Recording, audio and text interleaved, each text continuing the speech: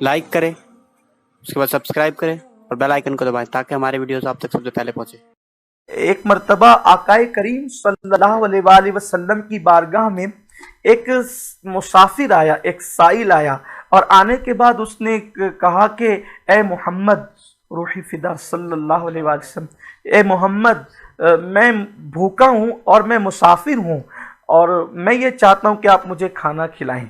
और उस दिन आकाए करीम सल्लल्लाहु अलैहि वसल्लम के घर का हाल ये था कि हुजूर अलैहिस्सलाम के घर में उस वक्त कुछ भी नहीं था, और वो आने वाला मुसाफिर मुसलमान नहीं था बल्कि वो अजनबी भी था और वो यहूदी भी था। आकाए करीम सल्लल्लाहु अलैहि वसल्लम ने इनकार नहीं किया बल्कि हज़रत सलमान फ़ारसी से कहा कि सलमान जाओ और इसे फ़ातिमा के घर ले जाओ और फ़ातिमा से कहना कि इसे खाना खिलाए, इस मुसाफिर को, अजनबी मुसाफिर को खाना खिला दे। हज़रत सलमान फ़ारसी रज़ी अल्लाह ताला उस मुसाफिर को लेकर के चले। बीबी ज़हरा के दरवाज़े पे दस्तक दी। सैयदा ने पूछा कौन? आपने बताया बीबी मैं सलमान फ़ारसी हूँ। और पूछा क्यों आए हो? तो कहा कि हुजूर अलैहिस्सलाम ने भेजा है कि ये अजनबी मुसाफिर है और भूखा है और ये बारगाह रिसालत में खाना तलब करने के लिए आया था, इसलिए आका अलैहिस्सलाम ने आपके घर भेजा है कि आप इसे खाना खिला दें। सैयदा ने सलमान फ़ारसी से कहा कि जो कैफियत हुजूर के काशान अक़दस की है वही कैफियत फ़ातिमा के घर की भी है, लेकिन सलमान, ये मेरे बाबा के घर की रीत है कि आने वाले साइल को हम लोग कभी खाली नहीं लौटाते।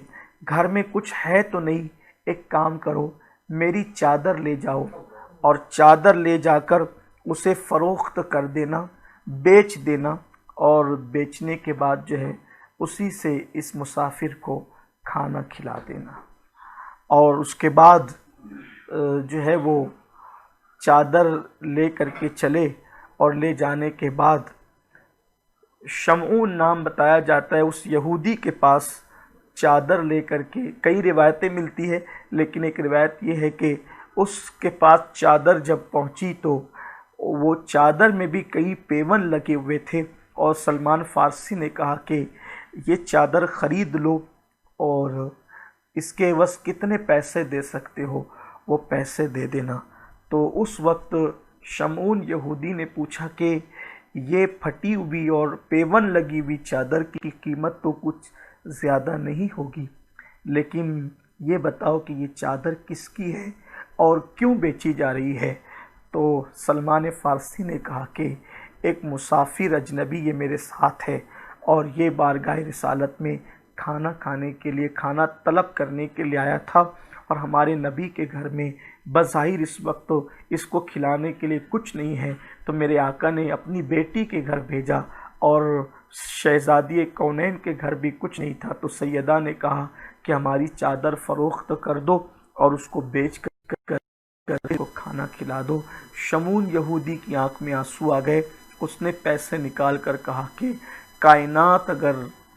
पूरी कायनात अगर एक पल्ले में रख दी जाए और ये चादर एक पल्ले में रखा जाए तो दोनों की बराबरी नहीं हो सकती।